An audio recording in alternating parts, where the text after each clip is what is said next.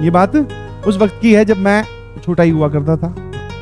और जैसे कि आजकल की जो जनरेशन है वो घर वालों के साथ चिपक के रहना चाहती है। और मेरा ऐसा मानना है कि अगर आप घर से बाहर निकलते हो, चाहे किसी भी स्टेज पे, चाहे आप नौकरी करने के लिए निकलो, चाहे आप हॉस्टल्स में जाने के लिए, या फिर आप अगर कहीं पे प्रिपरेशन करने गए हो, वहां पे आप बाहर रह रहे हो, तो जब आप बाहर रहते हो तो आपको बहुत सारी चीजें सीखने को मिलती है।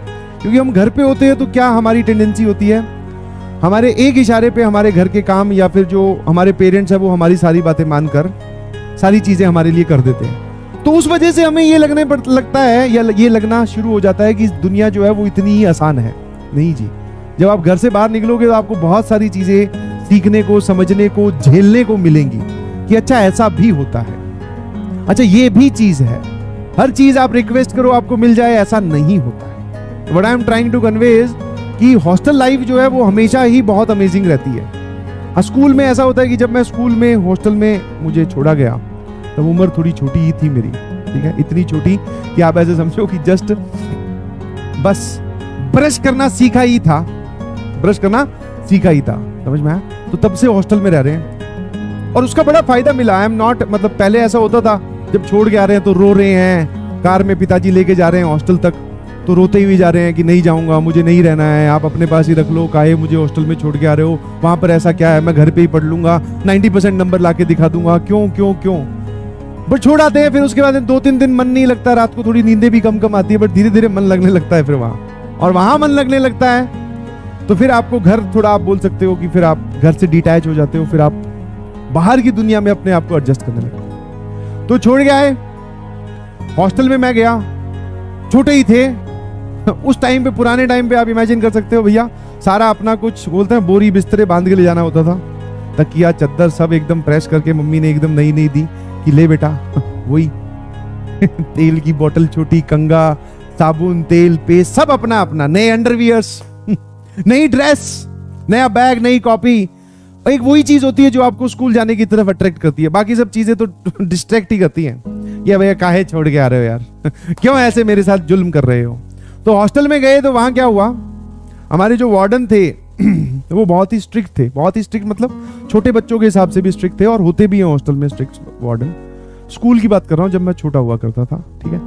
तो वहां लेके गए, ठीक है, तो रूल समझा दिए गए। पहले दिन तो बहुत प्यार से बात करते हैं जब पेरेंट्स छोड़ने आते हैं, हाँ हाँ जी आपका बच्चा ही हमारा बच्चा है, हम इसका बहुत ध्यान रखेंगे, कोई बात नहीं, हम इसको ध्यान रखेंगे अच्छे से, कोई दिक्कत नहीं है। इसको खाने में, घर वाले तो बेचारे बोलेंगे ही, उनको क्या पता हॉस्टल में क्या होता है, इसको खाने में ना ये बैंगन की सब्जी नहीं खाता है, ये कद्दू नहीं खाता, इसको मत खिलाना। वो बोले हाँ हाँ हाँ, इसको हम शाही पनीर लबाबदार, ठीक है, काजू करी ये सब खिलाएंगे। तो वहां पे वो वादे होते हैं। तो ऐसे ही कुछ वादे पिताजी से भी किए गए होंगे कि हाँ भाई छोड़ जाओ, कोई दिक्कत नहीं है, कोई परेशानी नहीं होगी। तो भैया पहला ही दिन था, दोपहर में से छोड़ गए थे, और वो मैं रो ही रहा था तब तक, इतने में सीधा सीटी बजने का इशारा हुआ। आसपास बेड पे जो लोग बैठे थे नए नए सहमे हुए मेरे जैसे ही, वो उठ के चलने लगे। मैंने कहा कहाँ जा रहे हो भाई, बता तो दो, मैं तो नया नया आया हूँ, इतना बड़ा हॉल है, हॉल होता है 10 बेड सामने 10 इस तरफ छोटे छोटे बच्चों के, मैं कहाँ जा रहे हो। बोले अब बेल हुई है, this is our sports time. मैंने कहा ठीक है, मैं चप्पल पहन रखी थी, उतर के चलने लगा। एक उसमें समझदार था, बोले ये, मैं कहा ये चप्पल है, बोले ये नहीं चलेगी, जूते कहाँ हैं। मैं कहा हाँ जूते दिलवाए हैं, नए दिलवाए हैं, वो पहनता हूँ। बोले ठीक है पहनो, नए जूते पहन के चले गए। वहां गया तो वहां पे एक अलग रूल, बोले आपकी ड्रेस कहाँ है पहनने खेलने वाली। मैं कहा यार ये तो यहाँ पे हर चीज की ड्रेस है। मैं कहा हाँ। फिर उन्होंने ड्रेस वेस थोड़ी दिन में दी, धीरे धीरे मैं कॉलेज हॉस्टल लाइफ के स्टार्ट हो गए। अब खेल के आए, घर पे क्या सिचुएशन होती है, डल गए पंखे के नीचे टीवी भी देख रहे हैं, मम्मी ये चीज लेके आओ। वहां पे ऐसा कुछ नहीं है, तुरंत आपको फटाफट नहा के पढ़ाई के लिए बैठना है। मैं कहा है ना, खेलने के बाद कौन नहाता है बे, और वो भी पढ़ने कौन बैठता है। वो बोले कि अब नहाओ और पढ़ने बैठो। मैंने कहा यार बहुत ज्यादा, पढ़ते पढ़ते ही आंसू आ जा रहे हैं। अब की बार पढ़ाई की वजह से आंसू आ रहे थे, याद की वजह से नहीं। मैं ये क्या हो रहा है, बोले यहीं पे ऐसा ही होता है। अगले दिन जब असली कष्ट का सामना हुआ, 4:30 बजे हमें उठा दिया गया, 4:30 है। मैंने ध्यान से देखा, अंधेरा ही हो रखा है। मैं लगता है शायद सबको कुछ वो हुआ होगा, कंफ्यूजन हुआ होगा, अभी तो अंधेरा ही है, ये क्यों उठा दिया। बोले 4:30 बजे उठना है। 4:30 बजे छोटा बच्चा, आंखें भी पूरी नहीं खुली, पेस्ट लगा रखी है, पेस्ट भी पता कर कर आके, हाँ शो योर टीथ, टीथ दिखा रहे हैं। फिर अब बोले अब पढ़ने बैठ जाओ। मैं कहा यार ये ठीक है। अच्छा नाश्ता मिलेगा, नाश्ते की भी अलग कहानी। घर पे थे तो शायद तब उस टाइम पे हमारे पास वो गाय जो है उसका दूध आया करता था प्योर, तो वो दूध पीने की आदत थी। वैसे भी छोटे बच्चे दूध नहीं पीते, तो नहीं पीते थे दूध। वहां पर कंपलसरी था, हर चीज आपको कर करके दिखानी है। ब्रश किया तो शो योर टीथ, दूध और ब्रेड आपको दी गए तो आपको फिनिश करना है, और अगर आप नहीं पीते हो दूध तो वो सामने खड़ी होकर पिलवाएगी। दैट इज वो जो वार्डन की वाइफ थी कि हाँ मेरे सामने ही पी। अब भैया पहले दिन दूध पिया, नहीं वो जमा, दूसरे दिन दूध पिया, वो नहीं जमा, नहीं जमा मतलब उसमें कुछ गड़बड़ थी, बताऊंगा।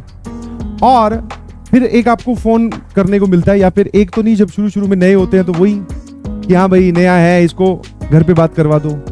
तो मम्मी से बात हुई तो उन्होंने बोला कि सब ठीक है। मैं कहा बाकी सब तो ठीक है, यहाँ का दूध है ना बड़ा गाढ़ा गाढ़ा सा और अजीब सा है। और मैं कहा सारे लोग पी जाते हैं, मैं मेरे से तो नहीं पिया जाता है, और मेरे को तो 1-2 बार वापस भी वो निकल आया था। वो बोले कि कोई बात नहीं, होता होगा ऐसा, अपने तूने यहाँ पे गाय का दूध पिया प्योर, वहां पे हो सकता है वो पैकेट वाला दूध होगा, थैली वाला दूध होगा। मैंने कहा ठीक है भाई ऐसा होगा। 2-3 दिन पिया। चौथे 5वें दिन जो हमारे मतलब मैं तो छोटा था, तो जो बड़े भैया थे उन्होंने बोला कि ये जो दूध आप हमें सुबह सुबह पिलाते हो ये कहाँ रखते हो? बोले इस फ्रिज में। उस फ्रिज को देखा, वो फ्रिज ही ऑफ था। फ्रिज ऑफ था मतलब रात को दूध ला के रख दिया जाता था, वो रात को दूध फट जाता था, ठीक है। और फटने के बाद में वो पूरी तरीके से पनीर नहीं बनता, थोड़ा थोड़ा गाढ़ा गाढ़ा रहता था, और वही दूध।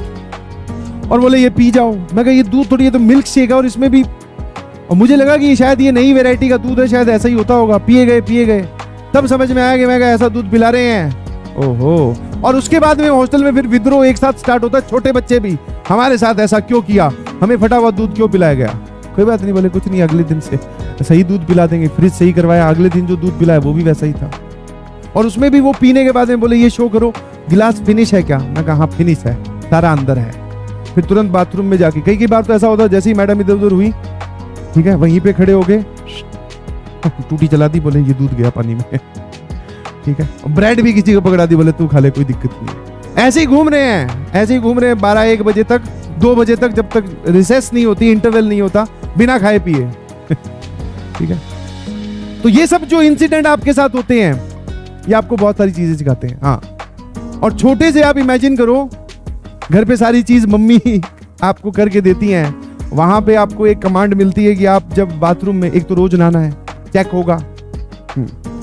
होगा नहाए हो कि नहीं नहाए हो। उसका इलाज हमने थोड़े दिन में ढूंढ लिया था। अच्छा, ये सिर्फ छोटे छोटे बच्चों के ही चेक होते हैं, बड़े बच्चों को ही नहीं चेक करता कि नहाए हो कि नहीं नहाए हो। उनका फिर अलग एक रैपो बिल्ड हो जाता है, ठीक है। तो भैया आप नहाए हो? बोले आपका अंडरवियर कहाँ है जो आप धो के आए हो? मैं कहा है दिमाग खराब है तेरा? मैं कहा वो तो अंदर ही टंगा हुआ है। बोले वो कौन धोएगा? मैं कहा तू धो लेना अपने को तो नहीं। बोले वो भी जाओ और धो के आओ। अब छोटे बच्चे कैसे अंडरवियर धो रहे, पकड़ा अंडरवियर, टूटी चलाई उसके नीचे निचोड़ के, मैं कहा ये धो दिया चल। और नहाने का इलाज सर्दी में भी वो तो 4:30 बजे उठाकर 5-6 बजे बोले नहा लो। मैं कहा यार ये लोग जो है ना, ये लगता है जिंदगी जीने नहीं देंगे। उसके बाद में फिर इलाज ढूंढा, क्या? बोले ये चेक कैसे करते हैं? सिर्फ बाल ही तो गीले करने होते हैं। हाँ, जाओ अंदर, सही से पानी लो हाथों में, है ना, और थोड़ा बहुत ऊपर छीटे, और बाहर ऐसे करते हुए, ओह बहुत ठंडा, बहुत ठंडा, बहुत ठंडा।